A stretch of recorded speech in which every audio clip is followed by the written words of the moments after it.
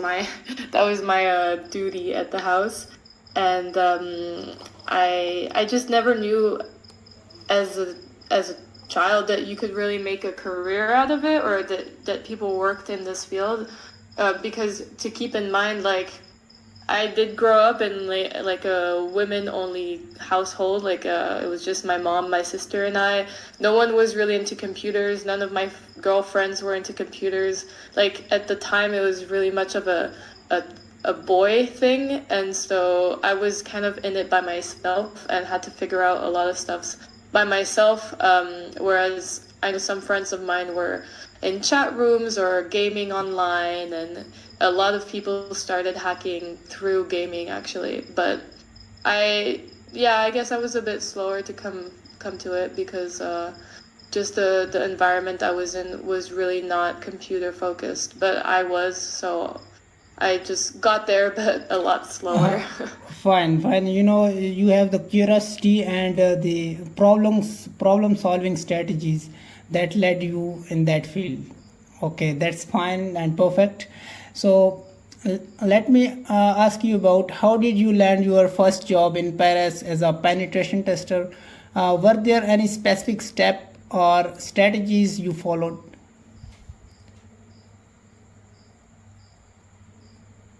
Strategies that I follow myself as a penetration tester, Yes, yes. like the methodology. Yes, yes. Resume building or whatever, networking or like such type of stuff. Well, so I mostly do web application penetration testing, and we follow frameworks like OWASP and guides like that, and then we also have internal methodologies that I can't share because it's internal to the company. But in a way, it's very close to what OWASP says as a methodology. You start with the recognition, and then you map out kind of what the application does, what each feature does, and then you start digging a bit deeper into each feature and each page, and like, especially for a web app, you inspect like all of the responses and requests and everything. But so yeah, I guess we mostly follow. Well, at least I mostly follow OWASP framework when I'm testing. Okay, that's good. Your day job is, penetration tester. And was there any specific sort of vulnerability that you love find and you are already exploring or doing research about that you want to talk about? I do have a I have a CVE that I published a couple of weeks ago. I was doing some vulnerability researching on on the Windows software, and it was quite interesting because it allowed me to do a privilege escalation. So that means that you start as a low privilege user, so it could be just any type of user in a group. And by exploiting and manipulating a software installer, I managed to have code get executed by NT authority system, which is the highest privileged user on a Windows computer. So the system user, basically. And I reported that vulnerability to the vendor. I don't remember the name exactly, but it's on my blog post.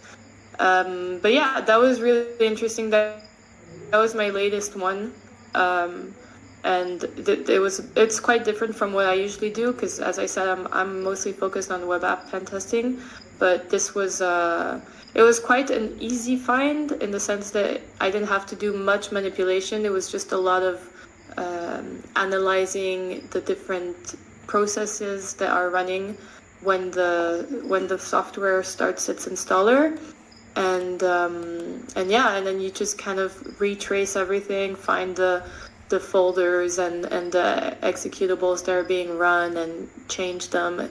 In this case, it was DLL hijacking. So the vulnerability was that there was a DLL that was being called, but it did not exist. So in this case, it was marked as not found. And what I did is I put one of my own DLLs in that folder with the same name that the process was calling, and then it just loaded my DLL, so my library, into its software, and then executed my code basically. So since the software was being run as an administrator with administrator rights, then you could get privilege escalation in that way. Okay, that's fine. Amazing. You found a CVE, and I'm also in search of my first CVE. I have already, found bunch of bugs in web app, but I did not figure it out to find my first CV. So congratulations that you have did. And can you can you tell me that how important was networking in your career growth, and what strategy did you use to connect with others in industry? Networking in this field is quite important, but I haven't done much networking for my career, in the sense where I do go to a lot of conferences and I talk to other people and I link with them, but we don't, like, it's people who do very different things from me. It's mostly people who are in the reverse engineering scene, which is not my specialty, but I find it very interesting. So I like to connect with people who do different work than me, but in the same industry. Okay, that's good. And what's your go-to programming languages to audit the code or to for the automation purpose? Are you use Bash or Python or something Yeah. else? Yeah, well, if I need a quick something, I usually do a one-liner in Bash. If I need to run a tool and I just need it to run on like a multiple IP addresses, for example, I'll just do a one-liner with Bash. But I also write some tools in Python. So I think Python is definitely the language I use the most. When I was in programming school, we learned C, but I haven't written in C in a very long time, maybe like a year or so. I really mostly use Python for my work. Yeah. Okay, that's fine. So, what is the work culture like in Paris, especially in tech and cybersecurity roles? Are there any specific cultural aspects to be aware of, or any other hurdles that you face in day-to-day job? Well, so I'm not exactly in Paris. I'm on the Paris time zone. I'm in Brussels, but well, to answer the question with Brussels, the culture here, I, well, before I joined my cybersecurity job, I didn't really hear much about any hacking groups or hacking, what do they call it? Hacking centers and stuff like that. But once I did join this world, I've started to notice more and more the presence of people who are interested in hacking, or just interested in playing around, understanding computers and how things work. But I mean, of my friends, well, now I've made friends who are hackers, but if you were to look at just my friends who are from, I don't know, high school, or just people I meet in Brussels, there's almost nobody that's into this world, like into this realm. But there's a lot of up and coming schools or boot camps that teach coding and cybersecurity, and I think more and more people are starting to show interest in that field, and it's good. It's good because it's definitely a growing business, or its businesses are implementing or putting a lot of efforts into their cybersecurity. So I think it's starting to grow a lot more. But in my original friend group, like if I'm looking for people in high school, I think I'm the only one in that field. Yeah. That's insane. That you are the only one at that high school that doing cybersecurity stuff. So what are your favorite vulnerability type in web applications that you most oftenly look for, or uh, whether it is client side or server side? Which type of bugs do you like more? Yeah. Well, client side, I think things that we really look at are gonna be XSS, like cross-site scripting and stuff like that. But I haven't. Well, no. I do like finding those. Those are definitely interesting. On labs, I focus. If I do like Portswigger labs, I focus a lot on more server-side vulnerabilities because I find that you can do a lot of damage with those as well. So I'm looking at SSRFs or XXEs, even SQL injections. Sometimes, you can really have fun with those. But yeah, I wouldn't say I have a specific preference for client-side or server-side vulnerabilities, but some of those are definitely fun ones. And then now with the new AI prompt injection, I think those are really interesting as well. I find it really fun to get remote code execution through an AI prompt. Yeah, my next question is what are your thoughts on blockchain security? Do you see it as growing field? Are you interested in future exploring this field as well? Which field, sorry? Blockchain security. Oh, blockchain. Web No, 3. I'm not at all in that field. Okay, that's fine. So how do you manage your work life balance, Put and much interest. how do you manage your work life balance in demanding field like cybersecurity? Any Sorry, what did you tips? say? My question is, how do you manage work-life balance in demanding field like cybersecurity? Any tips for avoiding burnouts? Ah, yeah. I think just being being quite strict with yourself and putting limits with your work. I know that it's hard. Sometimes it's hard to say no to your colleagues or your manager, but I think it's important. So I would say this: if you're working in a team and you're not your own boss, and someone is telling you what to do in that sense, I think that trying to find the courage or a way to bring it up with your manager and tell them that like you're under too much stress and there's too much work and you need more work life balance. But if you're your own boss, so if you're an independent worker, I think that you really need to like limit your time, your work hours. So be strict with yourself and don't overwork yourself too much, and yeah, add good deadlines, and don't find yourself in a situation where you have to catch up everything at once because you mismanage your time. So yeah, I would say time management and adding some barriers. I don't have the right word right now, but some limits to your work-life balance, if that makes sense. Yeah, that's perfectly makes sense. Sometimes I feel even burnouts when I are doing bug bounties and not finding bugs, and I feel like I'm a crap, or I'm not doing very well, and imposter syndrome is a thing maybe in the community.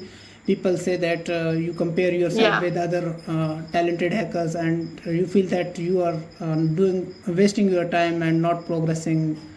Such type of thing will lead burnout sometime. Yeah, I agree. So did you pursue any? Yeah, imposter syndrome is a big one. I've definitely felt that as well, and I think everyone, even people I work with or other people that I know who are one of the top of their fields, they still have imposter syndrome. So I think it's so easy to compare yourself to other people and to other people's work, but you can also look at it in a way that you can compare where you are now compared to where you were when you started and all the progress that you made, and you're just continuously learning, which is always great. But it's definitely pressure. Like you feel the pressure, yeah, for sure. Yeah, it's always good to compare yourself with yourself, like me versus me. So that would be a perfect situation where you can handle that situation. So my question about bug bounty, I'm also doing it, and what's your take on bug bounty? How you see this field, as it is growing or it is going downward, or what's your take on this one?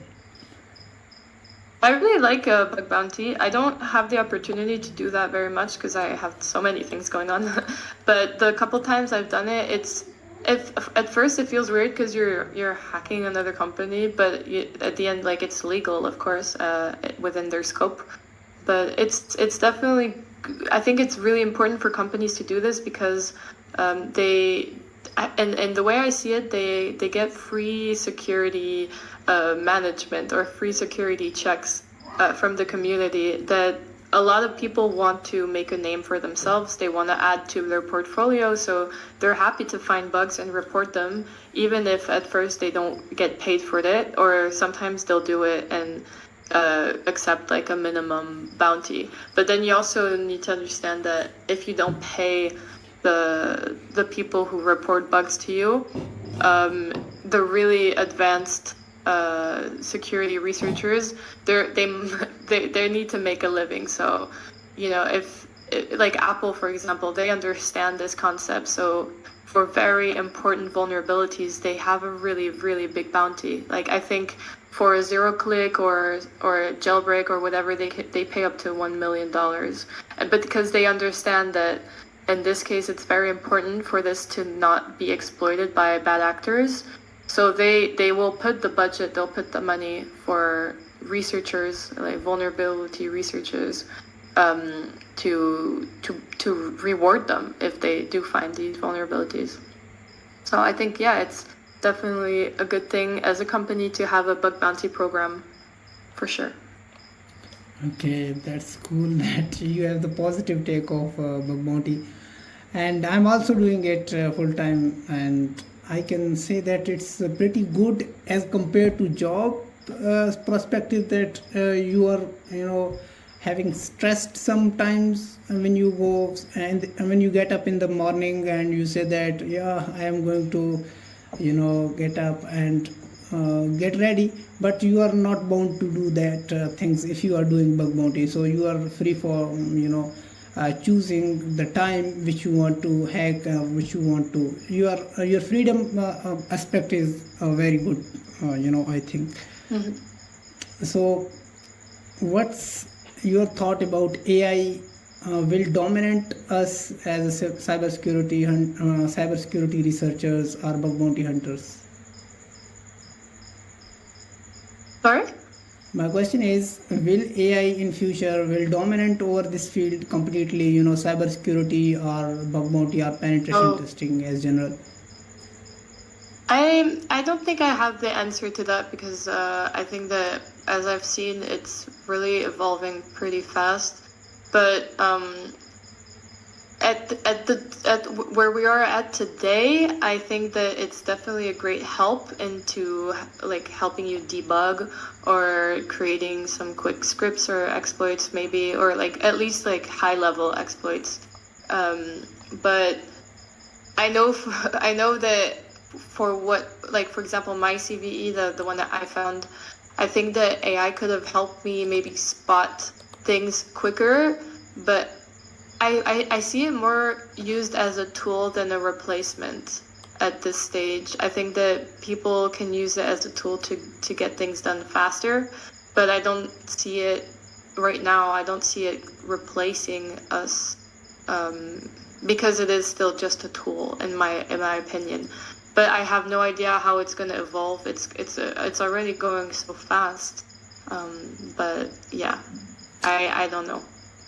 Yeah, that's a very good take. And to my take, that it's working like a calculator to some extent. Like generating some sort of information, some sort of thing which they are trained about. So that aspect is not, I think, very mature to dominate us in near future, but in long term it may be the case, but I don't know. Aja, what Yeah, we'll see. yeah, what are the future goals in cybersecurity? Are there any new areas you are looking to explore or specialize in?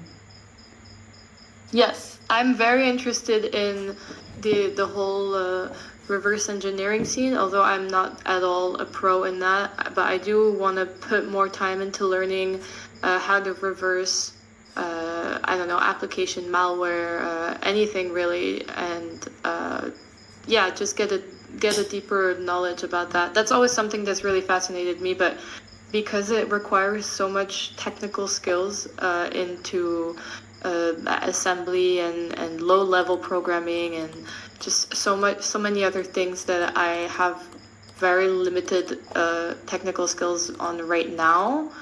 But I really want to learn that in a much deeper phase. But it would really be like a side project for myself. I think that on a more professional side, I'm looking to learn more about red teaming in general, infrastructure testing and Active Directory pen testing. I mean, I do that already, but I'm, as I said, more focused in web, and I'm happy to out a bit, spread my knowledge out a bit, and yeah, like for example, passing my OSCP would be very interesting for me.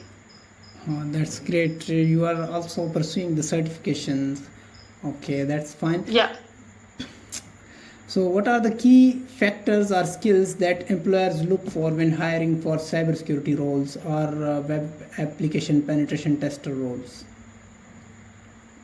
I don't know exactly because I haven't interviewed anyone yet, but from what I imagine, what I think, at least on a junior hiring level, I think you just need to have a good understanding of networks in general, like networking and the different protocols. Or I think just having a general knowledge in IT is good, whether it's programming or just a normal computer science background is interesting. But it also really depends where you're applying, what position you're applying to. But for myself, I know that my interview questions were mostly based on very high level knowledge, just like networks in general, like penetration testing techniques, like tools like Nmap and stuff. It was a very high level, but it was also an internship interview. It wasn't a position interview because I got my job after my internship.